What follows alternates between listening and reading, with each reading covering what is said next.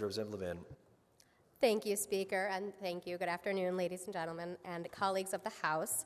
I rise with many questions about this bill. I attended the subcommittee, I spoke to my questions in committee, and yet they still remain unanswered. I was pleased to see the bill amended from a shall to a may, and yet still I question, why is this guidance coming from the legislature and not from the Department of Education? That's my first question.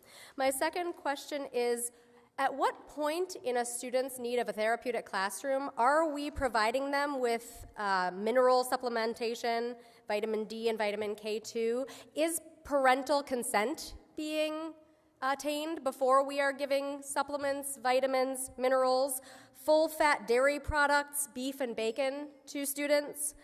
At what point in the process of a student needing a therapeutic classroom are we assessing the macronutritional needs of the student? Is it before or after they come down from the rage that brought them into the therapeutic classroom in the first place? Because speaking as someone who has taught in a school that utilizes therapeutic classroom setting, generally speaking, when a student needs that space is not the appropriate time to be assessing their macronutritional needs. It's the appropriate time to be giving them opportunities to process their feelings without hurting themselves or others.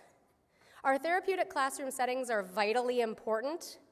They are a great way of addressing some of the behavioral challenges that our teachers and our district employees are dealing with on a moment-to-moment basis.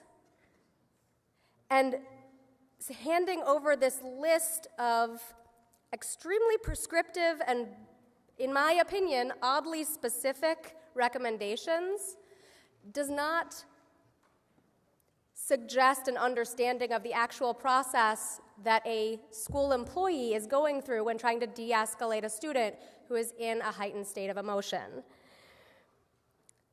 Specifically, though, my biggest concern with this bill is the aspect of parental consent. Are we feeding stuff to kids without talking to their parents first? Because that emotional distress is not always something that can be planned, right? When we have moments of emotional distress, we don't generally talk to our parents first and let them know that we're going to be feeling that way, that we're going to be having an outburst in class. And so are we then directing the schools to do these things, to provide supplements, to provide foods, to provide access to the out of doors without permission from the parents? I have a lot of questions, and overall, I think this is a bad idea to be coming from this body, particularly at this time. Please consider voting no on this bill.